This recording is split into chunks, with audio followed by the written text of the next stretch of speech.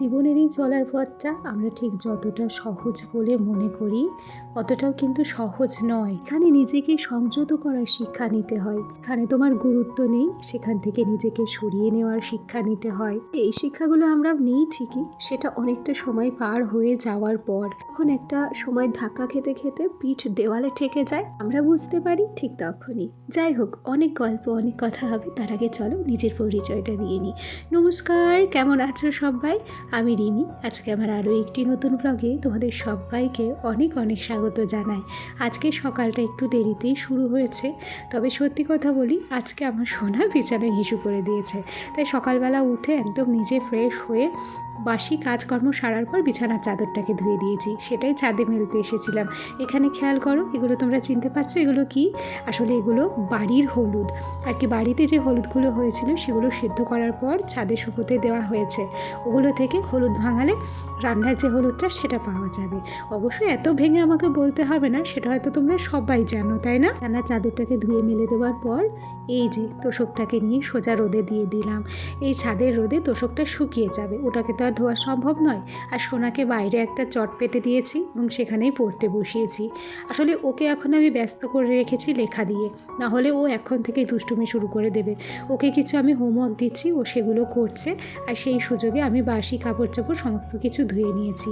সোনাকে কিন্তু ব্রাশ করিয়েছিলাম না, ওদিকে বাসি নাইটিটা মেলে দেওয়ার পর সোনাকেও ব্রাশ করিয়ে দিলাম এবং নিজেও কিন্তু ব্রাশ করে নিচ্ছি। প্রথমেও তো উঠতে রাজিই হচ্ছিল না, তখন আমি বললাম যে সোনা, বই পড়ার সময় বইয়ের কাছে অন্তত ব্রাশ নিয়ে বসতে নেই, তুমি আমার কাছে উঠে এসো। তারপরে উঠে এসেছে। দুজনে একসাথে ব্রাশ করে মুখ ধুয়ে তারপর সোজা রান্নাঘরে চলে এলাম।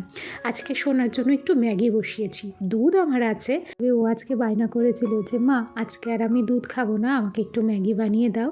দেখলাম আমার কথায় ও যখন পড়তে বসেছে, ভালোভাবে পড়ছেও, সুতরাং ওর কথাটাও আমার রাখা উচিত।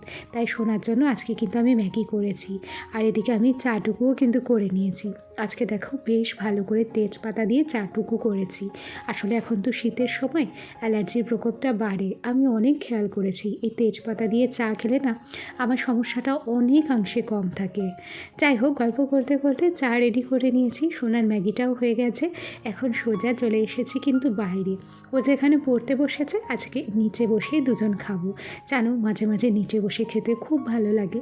চেয়ার টেবিল হওয়ার পর খুব একটা আমরা তো নিচে বসে খাই না, তবে এক আধ দিন নিচে বসতে সত্যিই খুব ভালো লাগে, একটা আলাদা ধরনের ফিলিংস হয়। সোনাকে ম্যাগিটা খাইয়ে দিয়ে সোজা কিন্তু আবার রান্নাঘরে চলে এসেছি। ওদিকে ছোট ওভেনে আমি কিন্তু ভাত বসিয়ে দিয়েছি, আর বড় ওভেনে বসালাম হচ্ছে একটু মুগের ডাল। মুগের ডালটাকে ভাজা করে নিচ্ছি। আর এখানে দেখো চালটাও মেপে নিচ্ছি। এই যে শার্টটা দেখছো না, এই শার্টটা না 1 পোয়া অর্থাৎ 250 গ্রামেরও বেশি চাল ধরে। আমি যদি ভরা ভর্তি 1 সের চাল নিয়ে ভাত বসাই তাহলে দেখা যায় কি সকালে আর দুপুরবেলা খাওয়ার পরেও না অনেকটা ভাত অবশিষ্ট থেকে যায়। আর এখন তো শীতের সময়, সেজন্য রাত্রে কিন্তু ওই ঠান্ডা ভাত আর ভালো লাগে না। আর মাঝে তো জানো তো রাত্রে দুধ রুটি খেতাম, ছেলেটাকেও দুধ রুটি খাওয়াতাম। তবে কি হয়েছে খেয়াল করে দেখেছি, ছেলের জন্য যদি একটা দুধ রুটি ভেজাচ্ছি তাহলে ও অর্ধেকেরও অর্ধেকটা খায়, ওর সম্পূর্ণ পেট ভরে না। তাই এখন আমরা দুধ রুটিটা রাত্রে খাই না, সোনার জন্য ভাত রান্না করি। আর আমিও ভাতই খাই অল্প স্বল্প করে। আচ্ছা খেয়াল করো, এখানে আমি শাক কেটেছি। কী শাক বলো তো? মেথি শাক। এই সাথে কেটেছি আলু। আজকে ইচ্ছা আছে একটু মেথি শাক রান্না করব। তবে জানো, ডাল দিয়ে মেথি শাক রান্না করলে ভারী সুন্দর লাগে খেতে।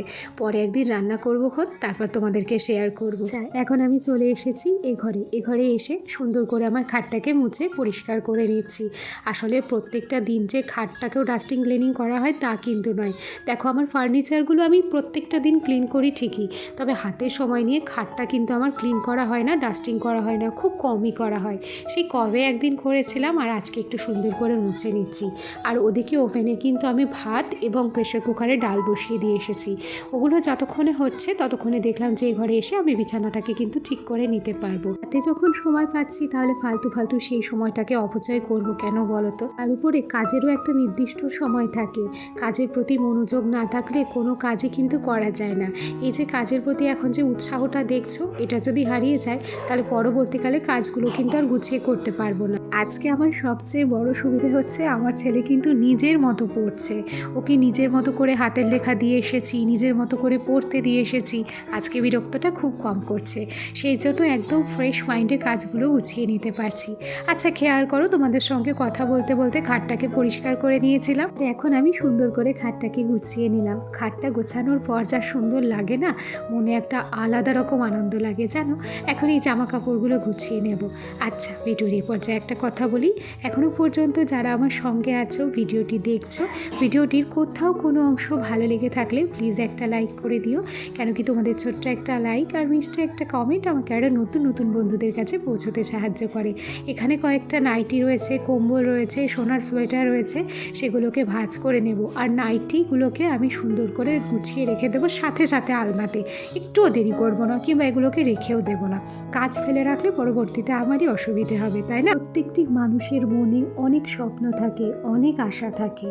দেখো, চাকরি বাকরি করা মানে যে নিজের স্বপ্ন পূরণ করা, নিজের শখ পূরণ করা তা নয়।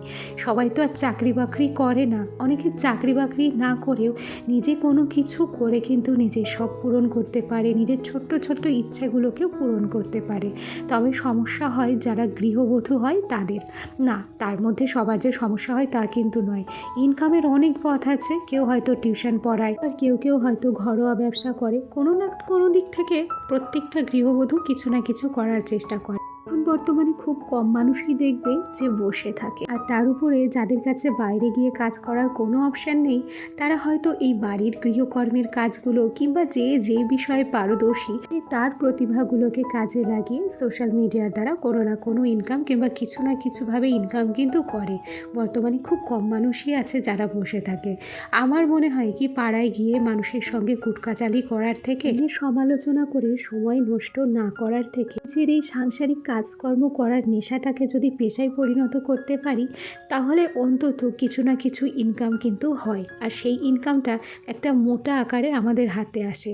এক্ষেত্রে আমরা যদি ঘরে বসে মধ্যবিত্ত ঘরের বউয়েরা একটা ইনকামের সোর্স পাই, সেখান থেকে কিছু টাকা উপার্জন করতে পারি, তাহলে তো এতে দোষেরও কিছু নেই। আর এই জিনিসটা কিন্তু খারাপ চোখে দেখারও কিছু নেই, তাই না বলো? আমাদের তো অনেক স্বপ্ন থাকে, সেই স্বপ্নগুলো আমাদের এই ছোট্ট ছোট্ট ইনকামের মাধ্যমে কিন্তু একদিন অবশ্যই পূরণ হয়, তাই না? আমরা মধ্যবিত্ত ঘরের গৃহিণীরা তো এইভাবেও নিজেদেরকে একটু হলেও স্বাবলম্বী করে তুলতে পারি। যে আমি ইউটিউবের পেমেন্টটা পেয়েছিলাম, যে টাকাটা আমি পেয়েছি, সেই টাকা দিয়ে কিন্তু আমার একটা স্বপ্ন পূরণ হয়েছে। তবে এখন নয়, কিছুদিন পরে সেটা তোমাদেরকে দেখাতে পারবো, সেটা ক্রমশ প্রকাশ। তোমাদের সঙ্গে কথা বলতে বলতে এদিকে তক্তাটাকেও পরিষ্কার করে নিলাম, তার উপরে ছোট ছোট যে শোপিসগুলো দেখলে সেগুলোকেও পরিষ্কার পরিচ্ছন্ন করে সাজিয়ে নিলাম।